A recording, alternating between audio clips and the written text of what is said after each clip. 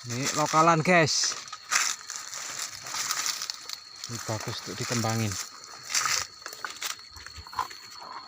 Sip. Lokalannya api. Bisa ya, ini entres banyak, cuman polos. Bahannya polos.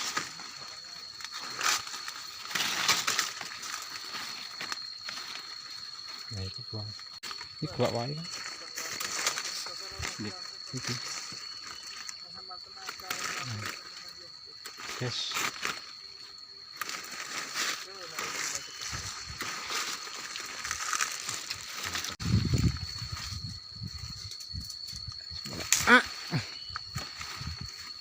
Gunting kecepit. Weteng peri.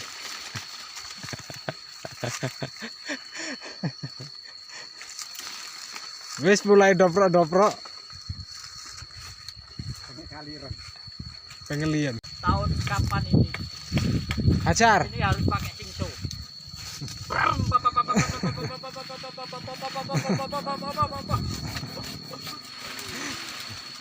Mantap. Nah. Ya, kabus. Pol. Ah, perbuan aku. Sip. Nah. Sing kae Kang elek Kang. Iki apik kok. Nah. Alah, wis mulai ngelih iki. Enggak kelambe. Enggak ning suarane. Rampung. Rampung, alhamdulillah selesai. Hari ini kerja, tapi pikirannya udah di rumah. Karena ntar sore kita mau pulang kampung guys. Udah lemes. Rampung juga akhirnya. Selebar ini guys. Nanti kita akan review ya. Oke, assalamualaikum warahmatullahi wabarakatuh. Di hari ke-8 kali ini saya melakukan pemangkasan terakhir di tempatnya Mas Hengki. Nah ini saya akan review keadaan pemangkasan yang sudah saya lakukan. Sudah kurang lebih pertama kali memangkas di daerah sini teman-teman.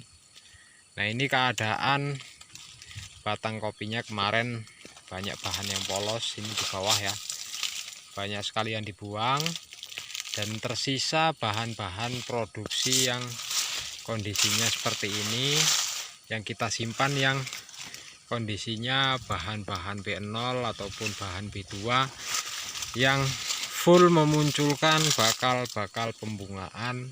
Kurang lebih terjadi pembungaan raya ini nanti di sekitar bulan 9 ini untuk yang kondisi seperti ini ya.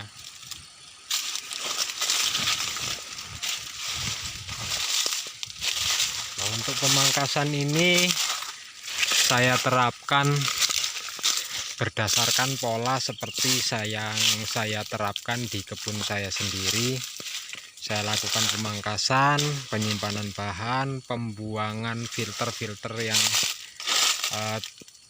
mengganggu ataupun bahan-bahan B0 yang tidak mengeluarkan bakal bunga. Nah ini nanti kurang lebih bahan-bahan baru itu bakalan tumbuh dari sisi arah potong-potongan ini guys. Ini ya, sini, dari sini. Nanti bisa kita lakukan penyimpanan baru. Nah untuk di tahun berikutnya kita baru buang cabang-cabang yang posisinya malang balik ataupun posisinya ini seperti ini malang ke sana. Nah itu bisa kita kurangi. Lambat laun pembentukan itu akan terjadi. Nah pembentukan pertama ini adalah pembentukan kerangka, bukan untuk pembentukan yang melihat kita kondisinya dia terlihat dia agak menarik. Bukan itu tujuannya. Ini hanya pembentukan kerangka supaya merangsang tumbuhnya bahan-bahan baru. Nah untuk pembentukan itu terjadi nanti setelah B0 kita sortasi. Nah itu bisa kita lakukan pembentukan dan as fokusnya bisa kita pilih mana as yang bagus, mana as yang kokoh untuk penyimpanan bahan-bahan tersebut.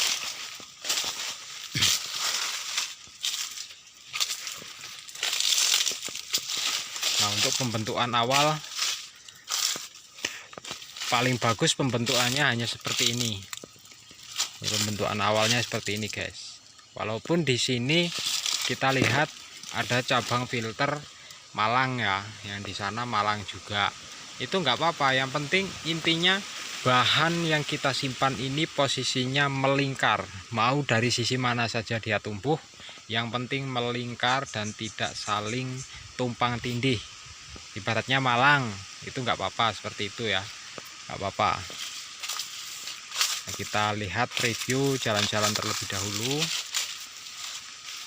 Untuk pemangkasan yang pertama.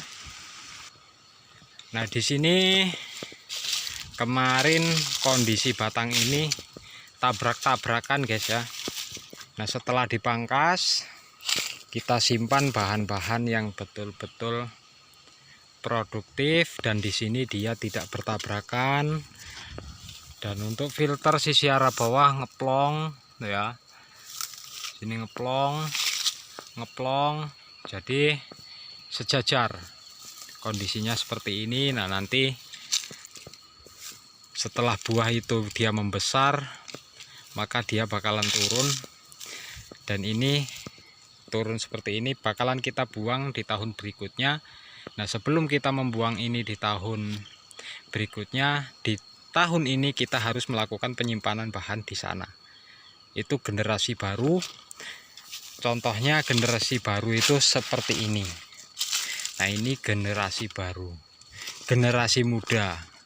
Inilah yang akan berproduksi bagus di tahun berikutnya.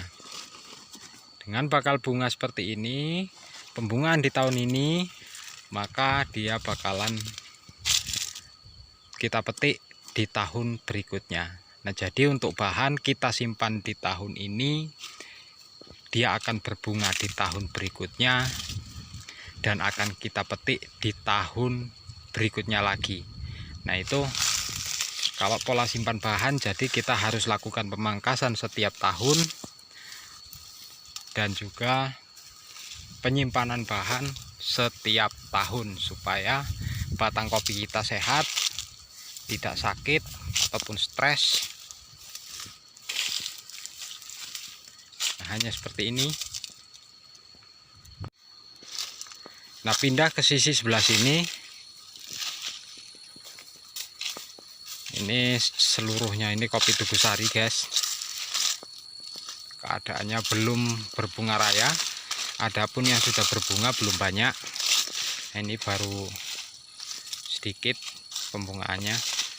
Nah, rayanya ini di bulan 9 dan 10 terakhir. Nah, dikondisikan seperti ini, banyaklah cabang yang dibuang berdasarkan dengan kopi ini bercampur dengan lancuran.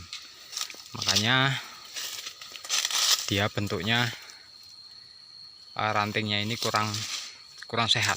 Nah, mudah-mudahan setelah dipangkas seperti ini, dilakukan fokus satu, mudah-mudahan ada bahan tumbuh yang di sini dan di tahun berikutnya bisa hijau dan mampu berproduksi dengan baik. Menyikapi masalah pemangkasan, ada kalanya para petani sayang membuang cabang-cabang filter ataupun yang masih berproduksi hanya kisaran 4, 5 sampai 6 dompol. Nah, itu apabila kita terlalu banyak menyimpan filter cabang-cabang sampah, nah nantinya generasi baru ataupun bahan baru itu tidak mampu berkembang dengan baik. Contohnya seperti ini ataupun seperti ini. Nah, dia adapun bahan, dia tidak akan tumbuh di dahan yang besar, melainkan di dahan-dahan yang kecil, dan dia bentuknya seperti ini, guys. Pendek, hanya mampu mengeluarkan 7 ruas.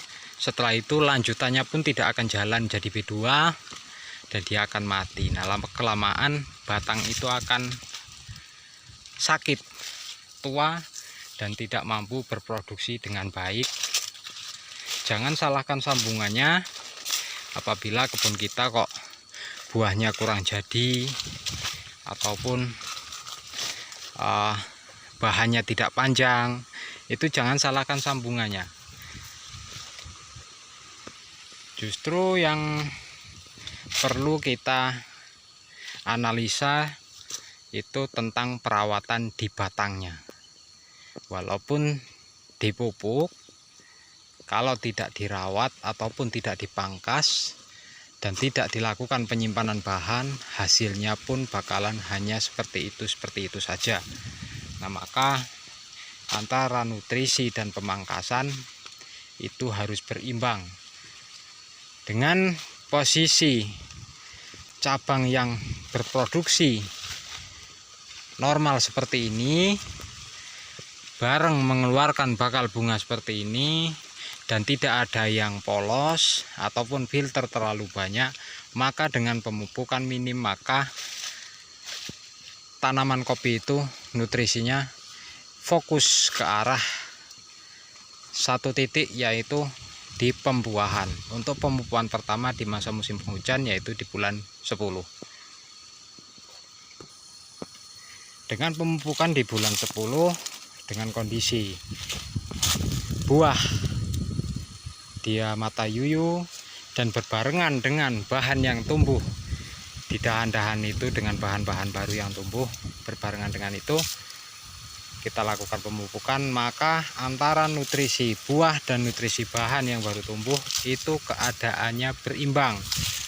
Apabila antara buah mata yuyu dan bahan yang ada itu polos, sudah mengeluarkan ruas sekitar 8 ruas tapi tidak berbunga dan itu tidak dibuang, maka antara nutrisi buah dan bahan itu dia berebutan. Jadi si buah ini kalah dan gogosannya enggak jadi, yang polos pun buahnya juga enggak akan jadi karena itu buah selang. Mungkin hanya itu saja video saya tentang penjelasan masalah pemangkasan. Saya akhiri. Assalamualaikum warahmatullahi wabarakatuh.